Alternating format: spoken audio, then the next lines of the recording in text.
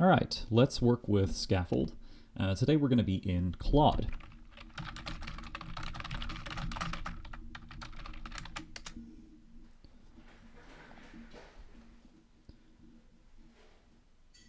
All right, so when I need to upload something new, Claude can open the Uploads pane, and that lets me drag and drop files or click to browse my files.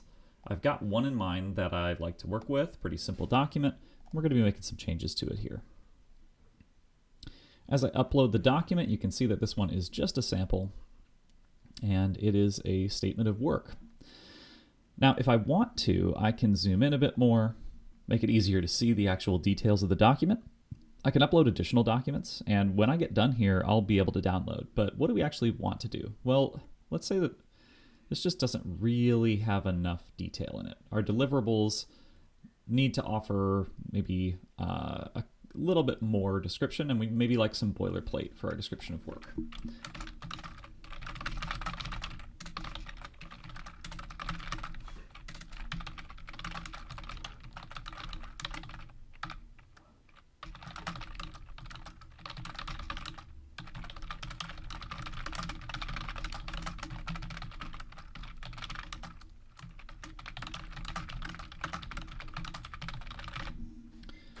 All right, so I basically tell Scaffold and Claude that I'd like to have some boilerplate mixed in, and I'd like it to be based on my other context. Now, the part that I think is really powerful about Scaffold is because it lives in Claude, it uses your existing context in Claude. So if you need to read something from an email, or you need to find something that's located inside of your document storage system and it's connected to Claude, Claude can reach out, read those sources, and then work in Scaffold dynamically.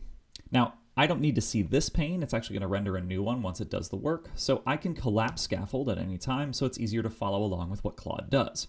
So I asked Claude to read my Mosaic skill, which tells it about how to work in Mosaic. And now it's getting a sense of the SOW template.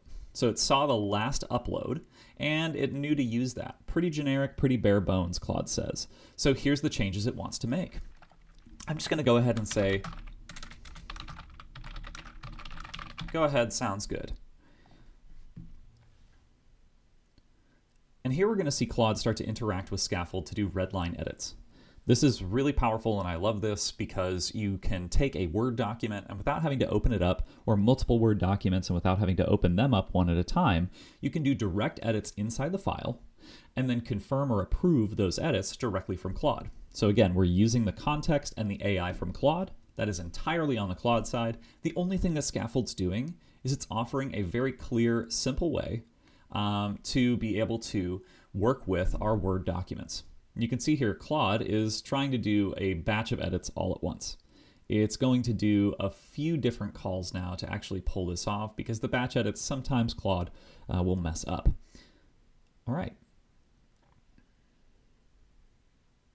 And if I wanted to follow along and see, well, what did Claude actually do here? I can click in and see its tool call. So I can see that it called for the document it's picked and that it is replacing things like the attention line, and it's adding in some new content. Okay, so what ends up happening here? It edits all 4 of the items, and then it made a few more edits that totaled, it says 12. Now you can see here there's actually 28 track changes that go into this document. So we'll have a look at it, but I wanted to point out a couple things about the document workspace. The Scaffold MCP tells Claude, so this is the Scaffold basically harness, tells Claude to display any documents that it's worked on. So in this case, Claude tells it, hey, display this document that I just edited. And you can see instead of version 1, which is our unedited version that we uploaded, all of the changes go into a version 2. Now when I download, all of that version 2 work is going to come out in my download, as opposed to the untouched work. And you can see that this is pretty extensive. Let me zoom in and let's just have a look at what Claude did. So it removed the boilerplate from page 1, and now it's actually inserted some things like variable fields. Those, I think we don't necessarily want it to do variables, but it's leaving itself some placeholders. And we've also got real language coming in for the fractional AI leadership service. That's what Claude found by reading the Mosaic skill. Okay, And then it changed and said, well, here's our deliverables, and here's actually how we would do our timeline in meetings. So it's replaced everything really throughout this. And it's also replaced my information here so that it can run just like this agreement had just a template set up.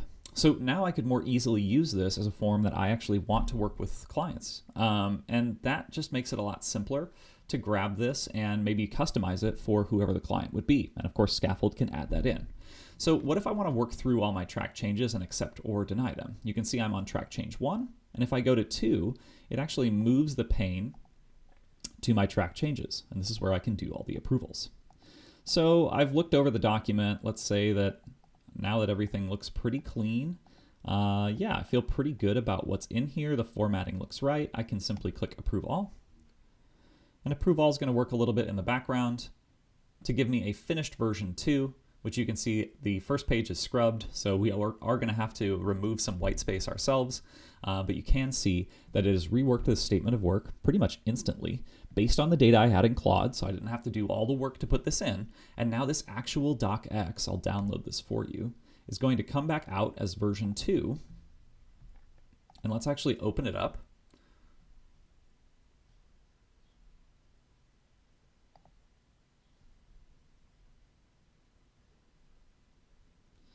If it will open in time. And here we go. We have the statement of work. It's got all of the things that we fed in. It's also got the description of work and the deliverables that we lined up. And now this is an actual Word document. I can email it, I can download it, I can send it anywhere, and I can edit it myself in Word. That is a huge advantage to Scaffold, is that it's already working inside of the file that we want. It's not a markdown file, it's not anything like that. It's working directly with Microsoft Word. I'm able to download it instantly, and now this is ready to go. And that was maybe 5 minutes of actual editing, and we can do more complex stuff because we can use our data, right? So again, Claude can reach out. It can talk to all of the other connectors that you may have in your Claude system. It can grab that information, and then it can do those direct edits for us. And we can work across multiple documents and use the context of many documents. So I hope you enjoyed this little introduction to Scaffold in Claude. And of course, hopefully we'll have more for you coming in the future. Thanks.